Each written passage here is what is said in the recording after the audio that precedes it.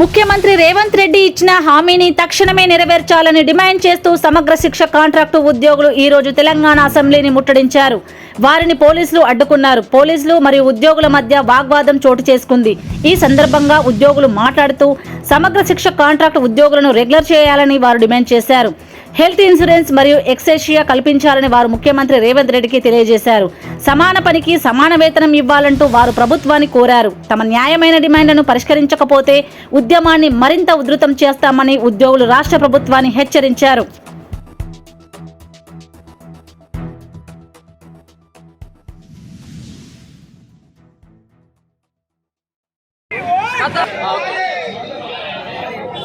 తెలంగాణ రాష్ట్రం ఏర్పడిన నుంచి గత 10 సంవత్సరాలుగా పోరాటాలు చేస్తూ ఉన్నాం. కాంట్రాక్ట్ ఉద్యోగులను, సమగ్ర శిక్ష అభియాన్ కాంట్రాక్ట్ ఉద్యోగులను రెగ్యులరైజ్ చేయాలని, అదేవిధంగా ఆ లోపు తక్షణమే మినిమం టైం స్కేల్ అమలు చేయాలని చెప్పేసి డిమాండ్ చేస్తూ ఉన్నాం.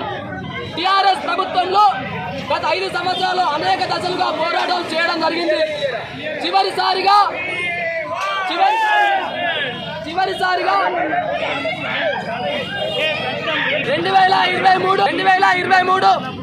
సెప్టెంబర్ నెల రోజులు సమ్మె ఏర్పాటు చేస్తే గత ప్రభుత్వం టీఆర్ఎస్ ప్రభుత్వం హయాంలో సమ్మె చేయడం జరిగింది.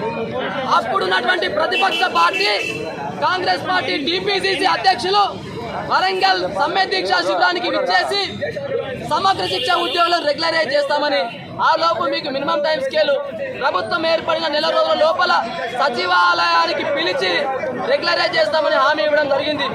ప్రభుత్వం ఏర్పడినటువంటి వెంటనే ప్రభుత్వం అధికారులను, ముఖ్యమంత్రి గారిని, ఉప ముఖ్యమంత్రి గారిని, మంత్రులను కలవడం జరిగింది.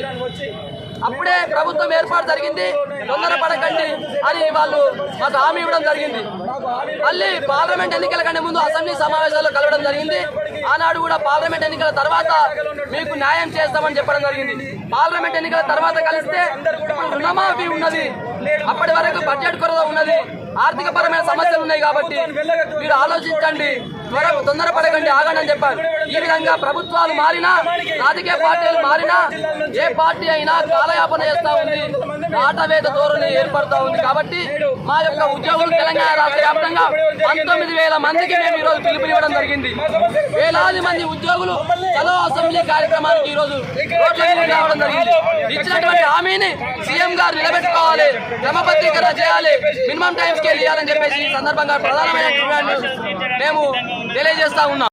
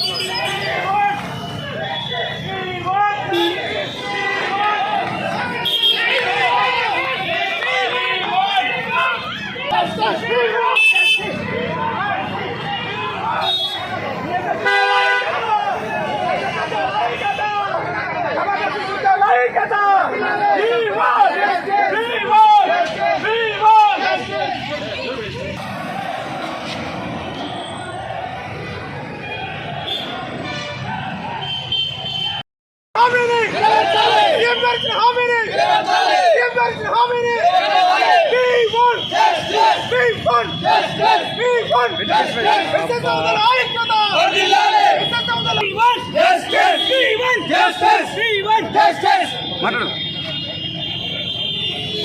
తెలంగాణ సమగ్ర శిక్ష ఉద్యోగుల సంఘం రాష్ట్ర కమిటీ ఇచ్చిన పిలుపు మేరకు తెలంగాణ రాష్ట్రంలో ఉన్న 33 జిల్లాలు వేలాది మందిగా ఉద్యోగులు హైదరాబాద్ అసెంబ్లీ చలో అసెంబ్లీ కార్యక్రమానికి తరలి రావడం జరిగింది.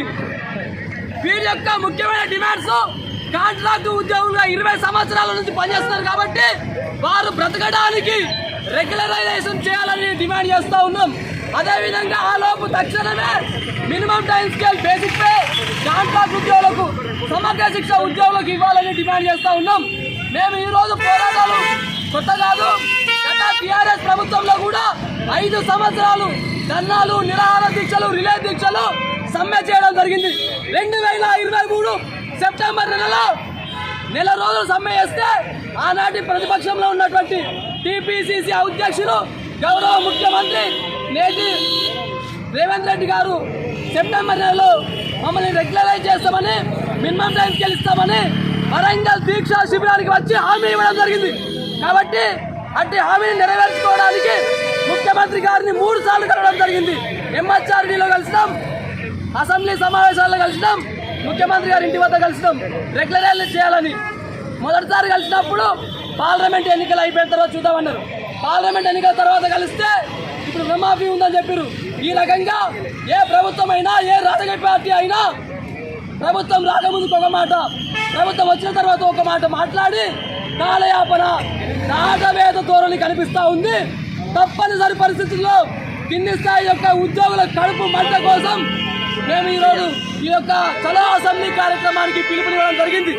కాబట్టి ఇప్పటికైనా ప్రభుత్వం మమ్మల్ని సమగ్ర శిక్ష ఉద్యోగులను గుర్తించి వీరికి రెగ్యులరైజ్ చేయాలని, ఆ లోపు తక్షణమే మినిమం టైం స్కేల్ ఇవ్వాలని, అమలు చేయాలని కోరుతా ఉన్నాం. ప్రభుత్వానికి వేలాది మంది ఉద్యోగుల యొక్క ఆవేదన కనబడతలేదా ఈ సందర్భంగా అడుగుతా ఉన్నాం. కాబట్టి గత ప్రభుత్వం మమ్మల్ని మోసం చేయడం జరిగింది.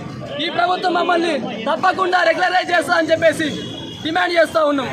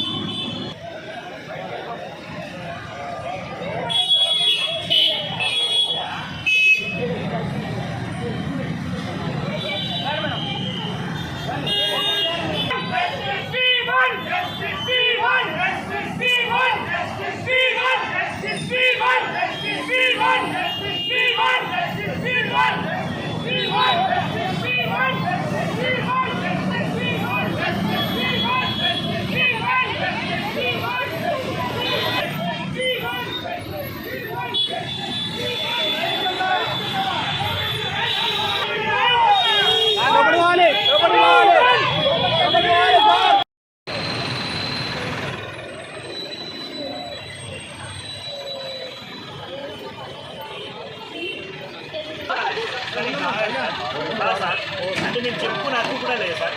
బ్రిటిష్ ప్రభుత్వం కంటే ఇంకా దాన్ని తీసుకోవట్లేదు. ఇంకే సార్ కనీసం ఏం చేస్తున్నాం సార్ మేము?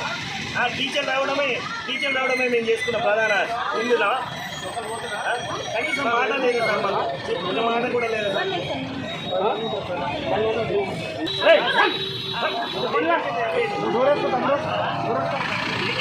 చంపేస్తున్నట్టు అయిపోతుంది. అట్లా అమలు అవుతుంది.